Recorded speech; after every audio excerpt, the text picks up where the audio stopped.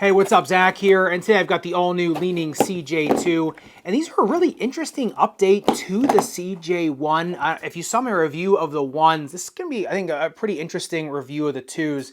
Silhouette, kind of similar, but a lot of kind of a different experience on foot for sure.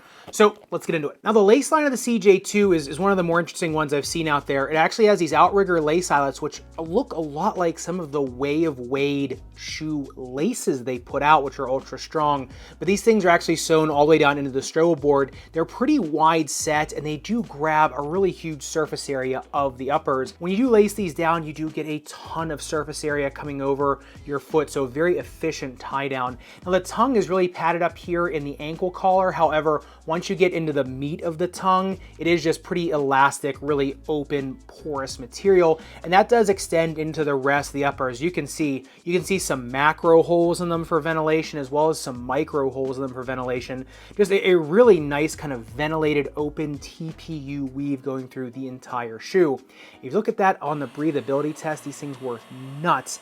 Heated up only 85 degrees, then cooled down 37.3 degrees. These have been the best basketball shoe for breathability I have seen ever, I think, on this test. And the nice thing is if you go into the ankle collar on them, the ankle collar is pretty high.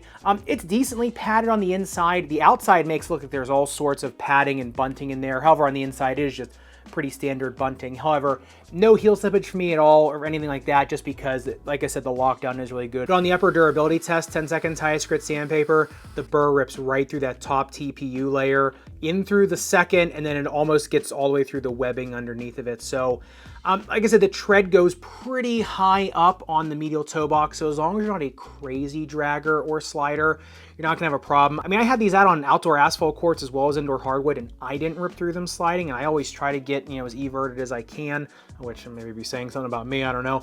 But I was not able to really make an impression on that, but I'd say if you are a really extreme dragger, this is going to start wearing down pretty quick. And getting into the most interesting part of most Li-Ning shoes, the midsole teardown. This is mostly a bed of boom foam. However, there is a light foam carrier that goes around into the heel, which I kind of like for a little bit more forgiveness, as well as gives the heel a little bit more like of a stout feeling underfoot. I know it's light foam, but the way they have it oriented, it almost makes the heel feel a little bit just gentler contact, gives it a nice roll into your gait cycle as you're kind of going coast to coast.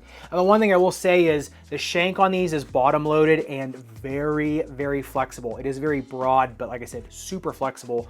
So most of what's holding this shoe up is the boom foam, which, is pretty resilient foam. You look at it on the bounce height test. This thing got 41 centimeters of bounce height in the heel and then 43 here in the forefoot. So this thing definitely has some pop to it.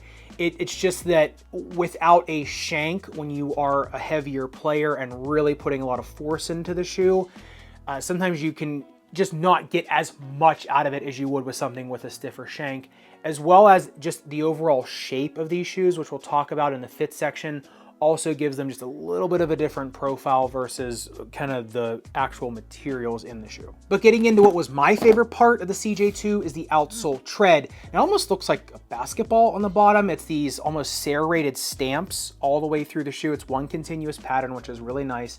The break points in the forefoot are so nice for bending the shoe. It does bend really well for having rubber that is pretty solid on here. I mean, this is a pretty stout rubber compound on the bottom, but it does bend and move really nicely, especially a shoe for going coast to coast on the court, which we've been talking about. These break points are also pretty wide that they'll grip into the court really well, especially if you're on the balls of your foot trying to make a really quick step back or cut. These actually grab into hardwood, even if it's dusty hardwood or dirty hardwood, really well. Outdoor slick courts or just gritty asphalt, they're just fine.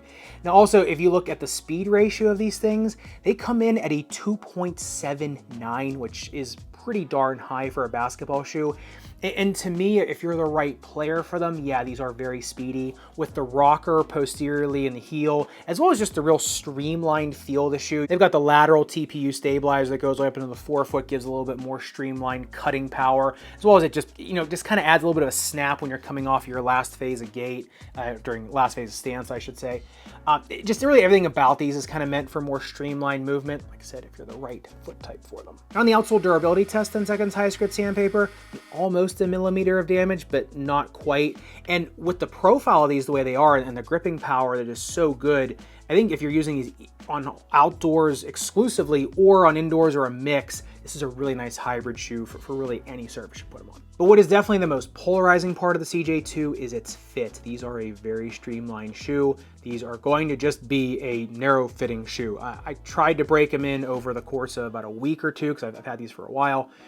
And they're pretty streamlined, especially because of the lockdown of them. Remember, because all these lace eyelets are external, right? There's nothing integrated. When you lace them, the whole upper comes over your foot. So it being more narrow lasted, plus having the really beefy lockdown, it's a glove, right? So narrow medium foot, go true to size. 2E, you better be going up a half size on these. 4E, I'm not sure if they're going to do all that well. Someone with a Taylor's bunion is probably not going to like this outer TPU stabilizer. But if you are looking for something more of a glove-like fit, these are going to be phenomenal.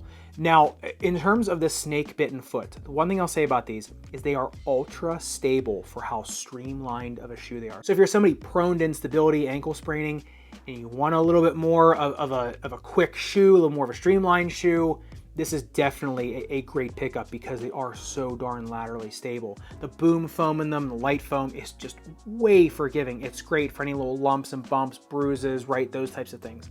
However, these do have quite the pronatory moment to them, or pronation moment, or eversion moment, whatever you want to call it. And what I mean by moment is that just at baseline, they are a little bit everted, which means the outside of them comes up a little bit. So when you have them on, you know, the inside of your foot is just down a little bit. And so if you are somebody prone to arch strain, posterior tibial tendonitis, any sort of strain in your arch, you're already everted, right? Now that makes them ultra stable. And if you're someone like me who has a higher arch foot, it's fine, right? Because it actually gives me a little more forgiveness. If you throw an orthotic in these and just get a little bit, you know, get the ground up your foot a little bit better, they're going to perform wicked crazy. I mean, you're going to get wicked speed in these. They also do really well in terms like real shifty movement in that way. However, just someone that strains, these just might not be the best matchup for you, just because, like I said, they produce most of their stability just by the moment that the shoe has. So just kind of watch out for that. If you're the right player for them, you're going to do just fine. If you're not, just look somewhere else. And that fit profile really translates into the playability because, like I said, these are one of the faster shoes out there. They're one of the easier transition shoes, right? And going into transition because, like I said, the rocker so posterior, but it just transitions so easy to the rest of the shoe, right? It just streamlined, gets from coast to coast just so easily. One other thing I noticed is in and around the hoop, these were really nimble shoes. Usually when you get a real speed focused shoe, not going to be the most side to side nimble type shoe, right? Like the Son of Chai 3, if you've watched that review, remember those aren't the fastest ones, but in and around the hoop, I mean, they're like having hovercrafts on, right? They're really just easy to move around in. Whereas these, they go coast to coast really well, but they also do really well kind of in those more kind of compact situations, or when you really got to grab grip,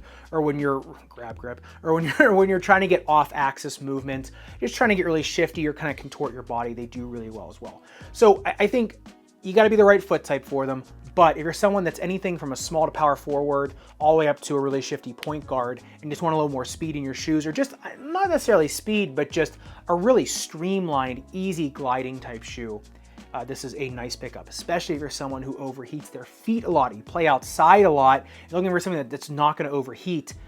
This is it right here. I mean, these are just phenomenal in terms of, especially the summer we're having here. So, like I said, right player, they're going to be the right shoe. The not so right player, it's going to be a mismatch. So I'd love to hear your thoughts in the comments down below, kind of what you think, especially going from the CJ1, which was quite, to me, a little bit different experience versus the CJ2. I'd love to hear your thoughts in the comments down below, kind of what you think of these, if you're looking to buy them or not. And if you want to see what I'm talking about with the Adidas Son of Chai 3, you want to see that one go into the knife, I'll leave that video linked up above, and make sure you subscribe down below.